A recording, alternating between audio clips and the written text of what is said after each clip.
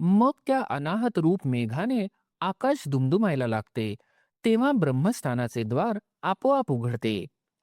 कमळाच्या गर्भाच्या आकाराप्रमाणे जे मूर्ध्नी आकाश आहे ते दुसरे महाकाशच आहे. त्या मूर्ध्याकाशाच्या ठिकाणी चैतन्य अर्धे भोजन करून अतृप्त असते. त्या चैतन्याला हृदय आकाशाच्या माझघरात आणणारी कुंडलिनी देवी ही आपल्या तेजाची शिदोरी अर्पण करते. द्वैत ज्याला पाहणार नाही असा बुद्धीच्या भाजीसह हातात घेतलेला चांगला नैवेद्य अर्पण केला. याप्रमाणे आपले तेज अर्पण केल्यावर ती कुंडलिनी केवळ प्राणवायुरूप होते. तेव्हा ती कशी भासते म्हणून म्हणाल, तर जशी एखादी वाऱ्याची पुतळी असावी व तिने पितांबर नेसलेला असावा आणि मग तिने वस्त्र सोडून ठेवावे, अथवा वाऱ्याची झुळूक लागून दिव्याची ज्योत नाहीशी व्हावी, किंवा आकाशात वीज चमकून अदृश्य व्हावी, अथवा हृदय कमळापर्यंत जणू काही सोन्याची सरी अथवा प्रकाशरूप जलाचा झरा जसा काही वाहत आला आहे अशी ती दिसते. मग तो प्रकाशाचा झरा जसा हृदयाच्या पोकळ भूमीत एकदम जिरावा, त्याप्रमाणे शक्तीचे रूप शक्तीमध्येच मावळते. तेव्हा जरी शक्तीच म्हणतात, पण वास्तविक तो प्राणवायूच आहे असे समज. आता त्यास नाद, बिंदू, कला व ज्योती असे चारी धर्म नसतात. मनाचा निग्रह करणे किंवा प्राणवायूचा निरोध करणे किंवा ध्यान करावेसे वाटणे हे प्रकार तेथे राहत नाहीत. ही कल्पना घे, ती कल्पना टाक हे प्रकार तेथे नाहीत. कारण ही स्थिती पंचमहाभूतांची पक्की आटणी म्हणजेच नाश आहे असे समज. पिंडाने पिंडाचा ग्रास करणे म्हणजे पंचमहाभूतांनी पंचमहाभूताचा लय करावयाचा, हे आदिनाथ जे शंकर यांच्या अंतरंग खुणेचे मर्म आहे. परंतु हे मर्म श्री विष्णू दाखवून गेले. त्या संकेतरूपी सणंगाच्या गूढपणाची बंधने सोडून यथार्थाची घडी साफ करून श्रोते हे या मालाचे योग्य गिऱ्हाईक आहेत असे समजून त्यांच्या पुढे घडी उलगडून मी हे सणंग ठेविले असे ज्ञानेश्वर महाराज म्हणतात. कुंडलिनीचे तेज जेव्हा लय पावते तेव्हा देहाचा आकार नाहीसा होतो, म्हणजेच देह वायुरूप बनतो.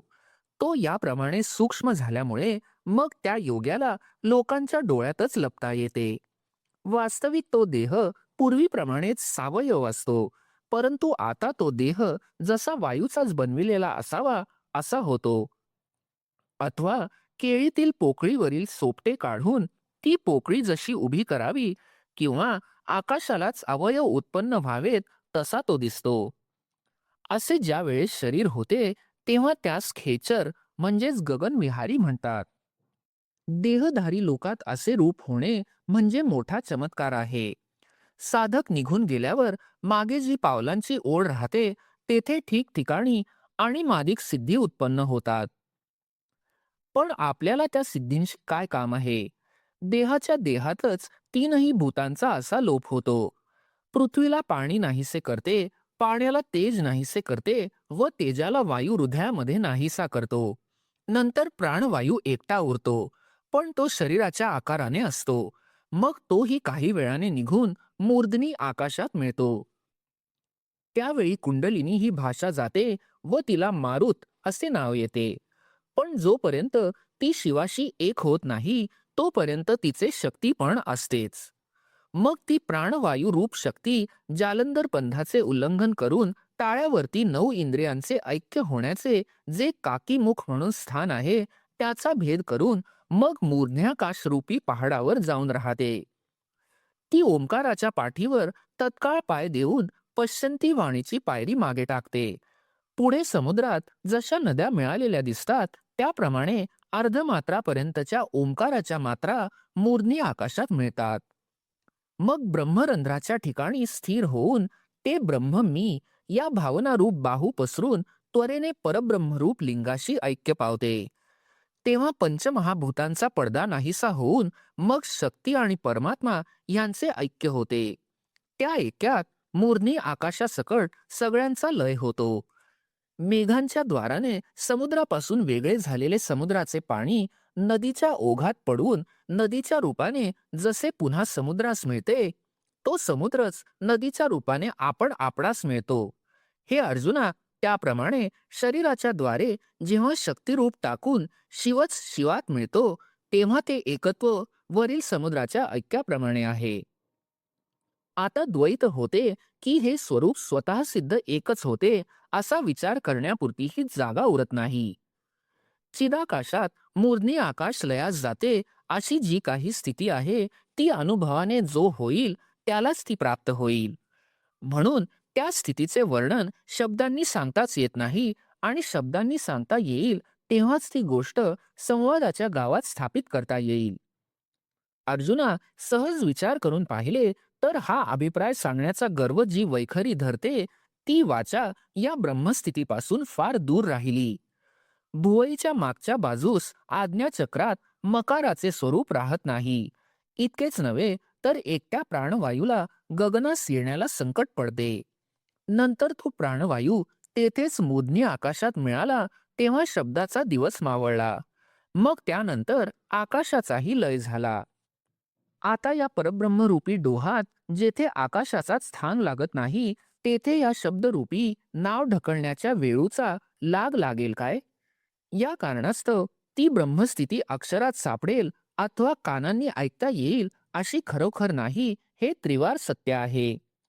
जेव्हा कधीतरी दैवयोगाने ते अनुभवाला प्राप्त होईल, तेव्हा ते आपणच होऊन राहावे असे ते आहे.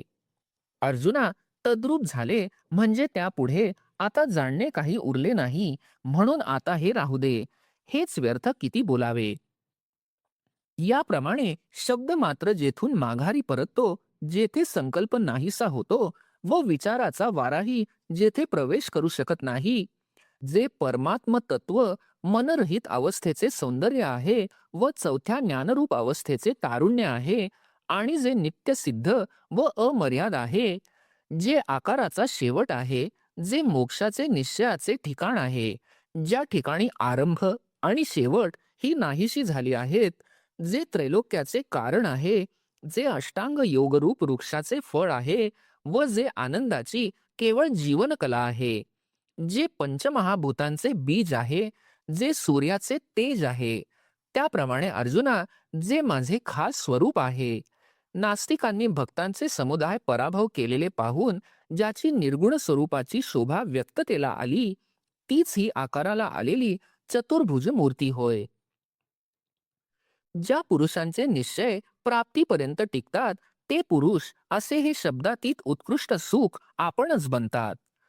आम्ही जे हे अष्टांग योगरूपी साधन सांगितले, त्या साधनाची मूर्तीच आपले शरीर ज्यांनी केले, ते योगाभ्यासाने शुद्ध झाल्यावर आमच्या बरोबरीला आले. देहाकृतीच्या मुशीत परब्रह्मरस ओतून तयार केलेली जणू काही मूर्तीच ते शरीराने दिसतात.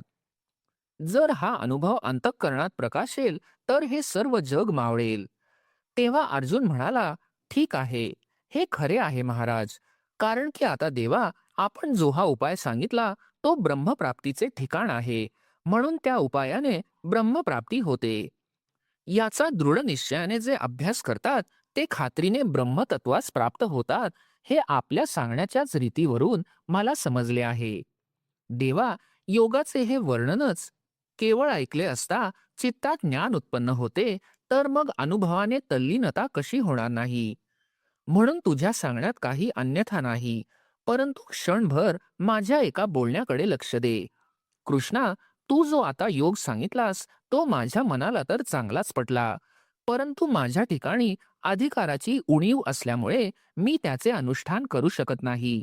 माझ्या अंगात स्वभावतः जितकी योग्यता आहे तेवढ्याच योग्यतेने जर हा अभ्यास सिद्धीला जाईल, तर याच मार्गाचा मी सुखाने अभ्यास करीन. अथवा देव जसे सांगतील तसे जर आपल्या हातून होणार नसेल, तर योग्यतेशिवाय जे होण्याजोगे असेल तेच विचारू. माझ्या मनाची अशी समजूत झाली म्हणून पुसण्याचे प्रयोजन पडले, म्हणून मी म्हणतो आपण इकडे लक्ष द्यावे. अहो महाराज, ऐकले का? तुम्ही जे हे साधन सांगितले त्याचे वाटेल त्याने अनुष्ठान केले तर ते साध्य होईल काय? अथवा योग्यतेशिवाय प्राप्त होत नाही असे काही येथे आहे का? असे अर्जुनाने विचारले. तेव्हा श्रीकृष्ण म्हणतात, अर्जुना, हे तू काय विचारतोस? ही तर अत्यंत उच्च दर्जाची गोष्ट आहे. पण इतर काही साधारण काम असते ते तरी अधिकाराच्या योग्यतेशिवाय सिद्धीस जाते का? परंतु योग्यता जी म्हणावयाची ती प्राप्तीच्या अधीन आहे असे समजावे. कारण योग्य होऊन जे करावे ते आरंभीच फलदायक होते. तर तसा काही येथे योग्यता हा सहज बाजारात मिळणारा माल नाही आणि योग्य पुरुषांची खाणी आहे का? थोडासा विरक्त असून देहाच्या गरजा ज्याने आवरल्या आहेत, तोच या कामी योग्य अधिकारी नाही का? एवढ्या युक्तीने एवढी योग्यता तुलाही प्राप्त होईल. ज्ञानेश्वर महाराज म्हणतात की अशी त्याची अडचण देवांनी ओघानेच दूर केली. मग देव पुढे म्हणतात, अर्जुना, त्याचा असा नियम आहे की जो अनियमित वागतो त्यास मुळीच योग्यता नाही. जो जिव्हेच्या अधीन आहे किंवा झोपेला जीवापासून वाहिलेला आहे, तो योगाविषयी अधिकारी आहे असे म्हणता येत नाही.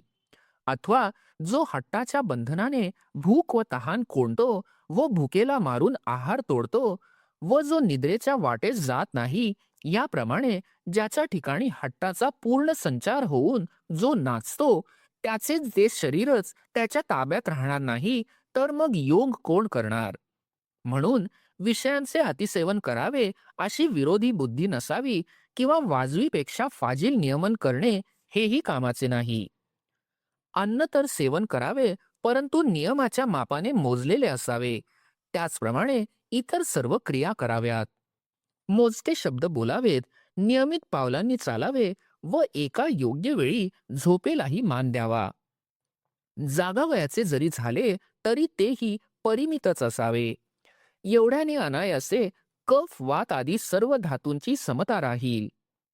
अशा नियमितपणाने इंद्रियांना विषय दिले असता मनच संतोषाला वाढविते. मग बाह्येंद्रियांना नियमितपणाचे वळण पडते व मग अंतःकरणात सुख वाढते. अशा स्थितीत अभ्यासाचे कष्ट न पडता योगाचा अभ्यास सहजच होतो. ज्याप्रमाणे दैवाचा उदय झाला असता मग उद्योगाचे निमित्त होते, नंतर सर्व ऐश्वर्ये आपोआप घरी चालत येतात, त्याप्रमाणे नियमाने वागणारा पुरुष ज्या वेळेस लीलेने आपला मोर्चा योगाभ्यासाकडे वळवितो, त्याच वेळेला त्याचा अनुभव आत्मप्राप्ती रूपाने पिकतो. म्हणून अर्जुना, हा नियमितपणा ज्या भाग्यवानाच्या हातून घडतो तो पुरुष मोक्षाच्या राज्याने अलंकृत होतो. नियम आणि योग ज्यावेळी एकत्र होतात व असा दोघांचा प्रयाग रूप चांगला संगम जेथे होतो, त्या ठिकाणी ज्याचे मन क्षेत्रसन्यास करून स्थिर होते त्याला तू योगयुक्त म्हण. त्या पुरुषाच्या मनाच्या स्थितीला निर्वात स्थळीच्या दिव्याची उपमा योग्य होईल, हेही तू प्रसंगानुसार समज. आता तुझ्या मनातील अभिप्राय ओळखून तुला मी काही थोडे सांगतो, ते तू चांगले चित्त देऊ ऐक. तू प्राप्तीची इच्छा बाळगतोस, परंतु अभ्यास करण्याविषयी तत्पर असत नाहीस, तर सांग, तू कठीणपणाला भीतोस का? तरी अर्जुना, यात कष्ट आहेत असा तुझ्या मनाचा ग्रह कदाचित होऊन बसेल, तर तो तसा होऊ देऊ नकोस. ही दुष्ट इंद्रिये याचा उगाच बाऊ करतात. आयुष्याला स्थिर करणारे व संपत आलेल्या जीविताला मागे आणणारे जे औषध, त्याला जिव्हा शत्रू समजत नाही का? त्याप्रमाणे आपल्या हितास जे जे चांगले ते या इंद्रियांना सदोदित दुःखकारक वाटते. एरवी योगासारखे सोपे काही आहे का? म्हणून आसनाच्या बळकटपणापासून आरंभ करून जो आम्ही तुला चांगला योगाभ्यास सांगितला, त्या योगाने या इंद्रियांचा निरोध झाला तर होईल. एरवी तरी या योगामुळे ज्या वेळेला इंद्रियांचा निग्रह होतो त्या वेळेला चित्त आपल्या चैतन्याच्या भेटीला निघते. ते ज्या वेळेला विषयांना सोडून परत अंतर्मुख होते आणि आपण आपल्या आत्मस्वरूपाला पाहते आणि पाहिल्याबरोबर त्या स्वस्वरूपाची ओळख पटते व ते तत्व मी आहे अशा समजुतीवर ते येते. त्या ओळखीबरोबरच ते सुखाच्या साम्राज्यावर बसते आणि तेथे आत्म्याशी समरस झाल्याने चित्ताचा चित्तपणा नाहीसा होतो व ज्याहून दुसरे काही नाही व ज्याला इंद्रिये केव्हा जाणत नाहीत असे जे चैतन्य, ते मन आपण स्वतः आपल्या ठिकाणी होऊन राहते. मग मेरूपेक्षा मोठ्या दुःखाच्या डोंगराने त्याचा देह जरी दडपला तरी पण त्या भाराने त्याचे चित्त दडपत नाही. अथवा शस्त्राने त्याचा देह तोडला किंवा देह अग्नीमध्ये पडला तरी चित्त निरतिशय सुखात लीन झाल्यामुळे परत वृत्तीवर येत नाही. याप्रमाणे चित्त आपल्या ठिकाणी येऊन राहिल्यावर मग देह तादात्म्य घेत नाही व अलौकिक सुखच बनल्यामुळे ते चित्त देहाला विसरते. ज्या सुखाची चटक लागल्याने संसाराच्या तोंडात गुंतलेले जे मन ते विषय वासनेची आठवणही ठेवीत नाही, जे सुख योगाचे सौभाग्य आहे, संतोषाचे राज्य आहे आणि ज्याच्याकरिता ज्ञान समजून घ्यावयाचे असते, ते सुख योगाचा अभ्यास करून मूर्तिमंत पाहिले पाहिजे आणि पाहिल्यावर मग तो पाहणारा आपणच स्वतः सुखरूप होऊन जातो. अर्जुना, एका प्रकाराने तो योग सोपा आहे. संकल्पाला पुत्रशोक दाखवावा. संकल्पाचा पुत्र जो कामविषय वासना तो नाहीसा करावा. हा संकल्प जर विषय वासना मेल्या असे ऐकेल व इंद्रिये नेमलेल्या स्थितीत आहेत असे पाहिल, तर तो ऊर फुटून प्राणास मुकेल. असे हे वैराग्याने केले तर संकल्पाची येरझार संपते व बुद्धी धैर्याच्या महालात सुखाने वास करते. बुद्धी जर धैर्याला आश्रयस्थान झाली तर ती मनाला अनुभवाच्या वाटेने हळूहळू आत्मानुभवात कायमचे स्थिर करते. याही एका तऱ्हेने ब्रह्मप्राप्ती आहे याचा विचार कर. आणि हे जर तुला साध्य होत नसेल तर आणखी एक सोपी युक्ती आहे, ती ऐक. आता तू जो निश्चय करशील त्याच्या आज्ञेच्या बाहेर जो नियम कधी जाणार नाही, अशा प्रकारचा हा एकच नियम जीवाभावापासून तू आपलासा कर. जर एवढ्याने चित्त स्थिर झाले तर सहजच काम झाले, आणि जर एवढ्याने ते स्थिर झाले नाही तर त्याला मोकळे सोडून द्यावे. मग मोकळे सोडले असता ते जेथे जेथे जाईल तेथून नियमच त्यास परत घेऊन येईल. अशा रीतीने यालाही स्थैर्याची सवय होईल. नंतर काही एक वेळाने त्या स्थैर्याच्या योगाने मन सहज आत्मस्वरूपाजवळ येईल आणि मनाने त्या आत्मस्वरूपास पाहिल्याबरोबर ते मन स्वतः आत्मरूप होऊन जाईल. तेव्हा त्या अद्वैत स्वरूपात द्वैत नाहीसे होईल आणि नंतर हे सर्व त्रैलोक्य ऐक्याच्या तेजाने प्रकाशित होईल. आकाशामध्ये निराळे दिसणारे जे मेघ ते नाहीसे झाल्यावर ज्याप्रमाणे संपूर्ण विश्व आकाशानेच भरलेले असते, त्याप्रमाणे आत्मस्वरूपी चित्त लयाला गेले की संपूर्ण विश्व चैतन्यमयच होते. या सुलभ उपायाने अशी एवढी मोठी प्राप्ती होते. संकल्पाच्या संपत्तीचा, विषय वासनांचा त्याग करून पुष्कळांनी या सोप्या योगमार्गाचा अनुभव घेतला आहे. ते पुरुष अनायासे परब्रह्माच्या आत आले. जसे मीठ पाण्यात मिळाले असता पाण्यात सोडून ते वेगळे राहत नाही, त्याप्रमाणे त्या योगाची जेव्हा परब्रह्माशी मिळणी होते तेव्हा वरील मीठ पाणी यांच्या दृष्टांताप्रमाणे एक स्वरूपाची स्थिती होते. मग समरसतेच्या मंदिरात संपूर्ण जगासह त्याला महासुखाची दिवाळी दिसते. आपल्या पायांनी आपल्या पाठीवर चालण्यासारखे हे आहे. अर्जुना, म्हणून जर ते तुला करता येणार नाही तर दुसरे सांगतो ते ऐक. मी तर सर्व देहांमध्ये आहे यात विचार करण्यासारखे काही नाही, आणि त्याचप्रमाणे माझ्या ठिकाणी हे सर्व आहे. हे असेच बनलेले आहे व परस्पर मिसळलेले आहे. पण अरे, बुद्धीने एवढे ग्रहण मात्र केले पाहिजे. जो ऐक्याच्या समजुतीने मी सर्व भूतात सारखा व्यापून राहिलेलो आहे असे जाणून मला भजतो, प्राण्यांच्या भेदाने ज्याच्या अंतःकरणात द्वैत उत्पन्न होत नाही, आणि जो सर्व ठिकाणी माझे केवळ एकत्वच जाणतो, अर्जुना, मग तो माझ्याशी एकच आहे असे बोलणे व्यर्थ आहे. कारण असे जरी बोलले नाही तरी तो मीच आहे. दिवा व त्याचा प्रकाश हे जसे दोन्ही एकच आहेत, त्याप्रमाणे तो माझ्या ठिकाणी आणि मी त्याच्या ठिकाणी ऐक्यतेने आहोत. ज्याप्रमाणे जिथपर्यंत पाणी आहे तिथपर्यंत ओलावा आहे, अथवा आकाशाच्या बरोबरीने पोकळी आहे, त्याप्रमाणे माझ्या रूपाने तो पुरुष रूपवान आहे. अर्जुना, ज्याप्रमाणे वस्त्रामध्ये केवळ एक सूतच असते, त्याप्रमाणे ज्याने अद्वैत बोधाने सर्व ठिकाणी केवळ मलाच पाहिले आहे, अथवा अलंकाराचे आकार जरी पुष्कळ आहेत तरी त्याप्रमाणे सोनी पुष्कळ नाहीत, अशी अचळ पर्वताप्रमाणे ज्याने ऐक्यस्थिती केली आहे, अथवा झाडाची जितकी पाने आहेत तितकी रोपे लावलेली नाहीत, अशा अद्वैत दिवसाने ज्यास द्वैताची रात्र उजाडली, अशा रीतीने जो अनुभवाच्या योग्यतेने माझ्या बरोबरीचा ठरतो, तो पंचमहाभूतात्मक शरीरात जरी असला, तरी मग सांग बरे, तो देह तादात्म्य घेऊन देहात कसा अडकून राहील?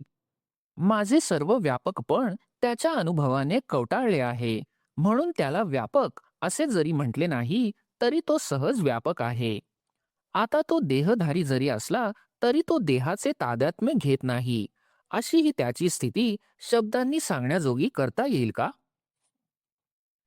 जो तत्ववेत्ता सर्व चराचर आपणासारखेच निरंतर पाहतो, सुख-दुःखादी कर्मे अथवा पुण्य-पाप आदी कर्मे अशी ही द्वंद्वे जो मनाने जाणतच नाही, हे समविषम भाव, बरे-वाईट आणखीही सर्व निरनिराळ्या प्रकारच्या वस्तू या जसे काही आपले अवयव आहेत असे जो समजतो, हे वेगवेगळे का सांगावे? ज्याला सर्व त्रैलोक्यच आपण आहोत असे ज्ञान सहजच प्राप्त झाले आहे, त्यालाही एक देह आहे आणि लोकात त्याला सुखी दुःखीही म्हणतात, हे खरे आहे. परंतु आमचा अनुभव असाच आहे की तो परब्रह्म आहे. म्हणून आपल्या ठिकाणी जगत पहावे आणि आपणच जगत व्हावे, अशा एका साम्याचीच हे अर्जुना तू उपासना कर. तू समदृष्टी ठेव, असे आम्ही एवढ्याच करिता तुला पुष्कळ प्रसंगी म्हणत आलो. कारण साम्यापलीकडे या जगात दुसरा लाभ नाही. यावर अर्जुन म्हणाला, देवा, तुम्ही आमच्या विषयींच्या कळकळीने खरोखर सांगत आहात. परंतु महाराज, या मनाच्या स्वभावापुढे आमचा टिकाव लागत नाही. हे मन कसे व केवढे आहे याचा पत्ता लावू असे म्हटले तर सापडत नाही. एरवी या मनाला वावरण्याला हे सर्व त्रैलोक्य अपुरे पडते. म्हणून हे असे कसे होईल की माकडाला समाधी लागेल व सोसाट्याचा वारा थांब म्हटल्याबरोबर थांबेल? जे मन बुद्धीला छळते, ते तिने केलेला निश्चय सिद्धीस जाऊ देत नाही आणि सात्विक धैर्याच्या हातावर हात मारून पळून जाते. जे सारासार बुद्धीला भ्रमात पाडते, संतोषाला आशा उत्पन्न करते आणि आपण एके ठिकाणी राहिलो तर आपणाला दाही दिशांना फिरविते. ज्याला आवरू गेले असता ते जास्त उसळते, ज्याला निरोधच सहाय्य होतो, असे ते मन आपला स्वभाव टाकील का? म्हणून हे मन एक निश्चल राहील आणि मग आम्हाला साम्यावस्था प्राप्त होईल, हे एवढ्याकरिता फार करून घडणार नाही. तेव्हा कृष्ण म्हणाले, तू म्हणत आहेस ते खरोखर तसेच आहे. या मनाचा स्वभाव खरोखर चपळ आहे. परंतु वैराग्याच्या जोरावर मन जर अभ्यासाकडे वळविले तर काही एका वेळाने ते स्थिर होईल. कारण की या मनाची एक गोष्ट चांगली आहे की त्याला एकदा गोडी लागली की अनुभवलेल्या गोडीच्या ठिकाणी ते थांबते. म्हणून त्याला कौतुकाने आत्मानुभव सुखच वारंवार दाखवित जावे. एरवी ज्याच्या ठिकाणी वैराग्य नाही, जे केव्हाच अभ्यासाकडे वळत नाहीत, त्यांना मन आवरत नाही. ही गोष्ट आम्हालाही कबूल आहे. परंतु यमनियमांच्या वाटेने गेले नाही, वैराग्याची कधी सुद्धा आठवण केली नाही व केवळ विषयरूपी पाण्यामध्ये बुडी मारून राहिले, आपल्या मनाला जन्मल्यापासून कधीही युक्तीचा चिमटा जर लावला नाही, तर ते स्थिर कसे होईल हे सांग बरे. म्हणून मनाचा निग्रह होईल असा जो उपाय आहे, तो करण्याला प्रारंभ कर. मग निग्रह कसा होत नाही ते पाहू. तर योग साधन जेवढे आहे ते सर्वच खोटे आहे का? परंतु आपल्या हातून अभ्यास होत नाही असे म्हण. अंगामध्ये योगाचे जर सामर्थ्य असेल तर त्यापुढे मनाची चपळता काय आहे? हे महत्त्वादी सर्व आपल्या अधीन होणार नाही का? त्या प्रसंगी अर्जुन म्हणाला, फार चांगले. देव म्हणतात त्यात चूक नाही. योगाच्या सामर्थ्याबरोबर मनाच्या सामर्थ्याची खरोखर तुलना होणार नाही. परंतु तोच योग कसा आहे व त्याचे ज्ञान कसे करून घ्यावयाचे याची इतके दिवस आम्हाला वार्ताही नव्हती. म्हणून महाराज, आम्ही म्हणत होतो की हे मन अनावर आहे. कृष्णा, या साऱ्या जन्मात तुझ्या प्रसादाच्या योगाने आता सांप्रत आम्हाला ही योगाची ओळख झाली. परंतु महाराज, मला आणखी एक शंका आलेली आहे, ती दूर करण्यास तुझ्या वाचून कोणी समर्थ नाही. म्हणून देवा सांगा, कोणी एक योग्य परिश्रम केल्याशिवाय केवळ श्रद्धेच्या जोरावर मोक्षपदाला काबीज करावयास पाहत होता. पुढले गाव जे आत्मसिद्धी, त्या गावाला येण्याकरिता तो इंद्रिय रूपी गावाहून निघून आस्थेच्या वाटेला लागला. पण तो आत्मसिद्धीच्या गावाला पोहोचला नाही आणि त्यास परतही येवत नाही. असा मध्येच असताना त्याचा आयुष्यरूपी सूर्य अस्ताला गेला. भलत्या वेळी विरळ असे थोडे नुसते चुकून ढग आले तर ते टिकत नाहीत व वर्षावही करीत नाहीत. त्याप्रमाणे विषयासक्तता व मोक्ष ही दोन्ही त्यास दूर राहिली. अशी की आत्मसिद्धीची प्राप्ती तर दूरच राहिली आणि दुसरे आपल्यास आत्मप्राप्ती होणार नाही अशी आशाही त्यास श्रद्धा असल्यामुळे सोडता येत नाही. याप्रमाणे जो पुरुष उशिरामुळे फसला व आत्मप्राप्तीविषयी पूर्ण श्रद्धा असताना मरण पावला, त्याला महाराज कोणती गती प्राप्त होते ते सांगा. तेव्हा कृष्ण म्हणाले, अर्जुना, ज्याला मोक्ष सुखाची उत्कट इच्छा आहे त्याला मोक्षाशिवाय दुसरी गती आहे का? पण एवढेच एक होते की मध्ये विसावा घ्यावा लागतो, पण ते विसावा घेणेही असे सुखकर असते की जे इंद्रादी देवांनाही प्राप्त होत नाही. वास्तविक अभ्यासाच्या जलद पावलाने जर तो चालला तर मरणापूर्वीच ब्रह्मसिद्धीस येऊन मिळतो. जरी तितक्या वेगाने अभ्यास न झाल्यामुळे विसावा घेणे भाग पडते, पण नंतर मोक्ष त्याच्याकरिता ठेवलेलाच आहे. ऐक कसा चमत्कार होतो तो. 100 यज्ञ करणाऱ्यास कष्टाने जी स्थिती प्राप्त होते ती त्या मोक्षाची इच्छा करणाऱ्यास श्रमा वाचून मिळते. मग त्या ठिकाणचे जे दिव्य व फलदायी भोग ते यथास्थित भोगीत असताही त्याच्या मनास कंटाळा येतो. देवा, हे विघ्न मध्येच का आले, असा स्वर्गातील भोग भोगीत असता तो सारखा पश्चाताप करीत असतो. नंतर तो मनुष्य लोकात जन्मतो, पण सर्व धर्मांचे वस्तीस्थान आणि वैभवरूप लक्ष्मीचे जे कुलरूपी शेत त्यामध्ये तो भात गोट्याच्या रोपाप्रमाणे वाढतो. जे कुळ नीतीच्या मार्गाने चालते, सत्याने पवित्र झालेले बोलते आणि जे पाहणे असेल ते शास्त्रदृष्टीने पाहते, ज्या कुळात वेद हे जागृत दैवत आहे, शास्त्रविहित आचरण हाच ज्याचा व्यापार आहे व सारासार विचार हाच ज्याचा सल्लामसलत देणारा प्रधान आहे, ज्या कुळामध्ये चिंता ईश्वराचीच एकनिष्ठ पत्नी झालेली असते आणि रुद्यादिक या ज्याच्या घरातील देवता आहेत, अशा रीतीने ज्या कुळात आपल्या पुण्याईच्या कमाईने सर्व सुखाचा व्यापार वाढला आहे, त्या कुळात तो योगभ्रष्ट सुखाने जन्म घेतो. अथवा जे ज्ञानाग्नीमध्ये हवन करतात आणि जे ब्रह्मनिष्ठ व वेदसंपन्न असतात व जे ब्रह्मसुखरूपी शेताचे मिराजदार असतात, जे एकमेव अद्वितीय ब्रह्म या सिद्धांतांच्या सिंहासनावर बसून त्रैलोक्यात राज्य करतात व जे संतोषाच्या वनात शब्द करणारे कोकिळ आहेत, जे विवेकरूप गावाच्या मुख्य ठिकाणी असलेल्या ब्रह्मरूप फळाचे नित्य सेवन करीत राहिले आहेत, त्या योग्यांच्या कुळात त्यास जन्म मिळतो. अल्पवयातच त्याच्या ठिकाणी स्वरूप ज्ञानाचा उदय होतो. ज्याप्रमाणे सूर्य उगवण्याच्या पूर्वी अरुणोदयाचा प्रकाश होतो, त्याप्रमाणे योग्य अवस्थेची वाट न पाहता प्रौढ वयरूपी गावाला पोहोचण्याच्या अगोदर लहानपणीच सर्वज्ञता त्यास माळ घालते. पूर्वजन्मात तयार झालेली बुद्धी त्याला अनुकूल असल्यामुळे त्याचे मनच सर्व विद्यांना प्रसवते आणि मग सर्व शास्त्रे आपोआप त्याच्या मुखातून निघतात. ज्याकरिता देव कामनायुक्त होऊन स्वर्गात नेहमी जप होम इत्यादी करीत राहिले आहेत, असा जो जन्म व देवांनी भाट होऊन मृत्यूलोकाचे वर्णन करावे असा जो जन्म, अर्जुना, तो त्याला प्राप्त होतो. आणि मागच्या जन्मांची चांगली बुद्धी जी त्याला मागील जन्माचा शेवट होण्याच्या वेळी प्राप्त झाली होती, ती चांगली बुद्धी मग या जन्मी त्याला सतत नवी प्राप्त होते. एखादा भाग्यवान पुरुष पायळू असून त्याला डोळ्यात घालण्याला दिव्यांजन मिळाल्यानंतर तो जसा पाताळातील द्रव्य सहज पाहतो, त्याप्रमाणे ज्या सिद्धांतात बुद्धीचा प्रवेश होत नाही अथवा जे सिद्धांत केवळ गुरुकडून खरोखर कळावयाचे असतात, त्या सिद्धांतात त्याची बुद्धी प्रयत्ना वाचून प्रवेश करते. बलवान इंद्रिये मनाच्या अधीन होतात. मन प्राणवायूशी एक होते आणि प्राणवायू अनायासे मूर्ध्नी आकाशास मिळू लागतो. असे सहजच कसे काय होते हे समजत नाही. अभ्यास त्याला आपोआप येतो व समाधी त्याच्या मनाचे घर विचारित येते. हा योगभ्रष्ट पुरुष योगरूपी आसनावरील जणू काही भैरव देवच अथवा योगारंभरूपी केळीची शोभाच किंवा जणू काही वैराग्याच्या पूर्णतेचा मूर्तिमंत अनुभवच आकाराला आलेला आहे.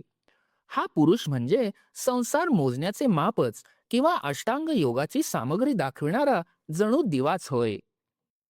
ज्याप्रमाणे सुवासानेच चंदनाचे रूप धरावे, त्याप्रमाणे हा पुरुष जसा काही संतोषापासून बनविलेला अथवा सिद्धांच्या समुदायातून काढलेला असावा, इतक्या योग्यतेचा साधक दशेतच तयार झालेला दिसतो. कारण की कोट्यवधी शतवर्षात हजारो जन्मांचे प्रतिबंध उल्लंघ करून तो आत्मसिद्धीच्या किनाऱ्याला येऊन पोचतो. म्हणून जेवढी साधने आहेत तेवढी सर्व साधने आपोआप त्याच्या मागे येतात. नंतर तो आयताच विवेकाच्या राज्यावर बसतो.